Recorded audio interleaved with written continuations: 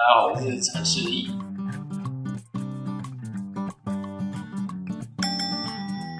哪里毕业的？我是国立联合大学工业设计学系毕业。工作室的名字？工作室的名字是骨质手作实验室。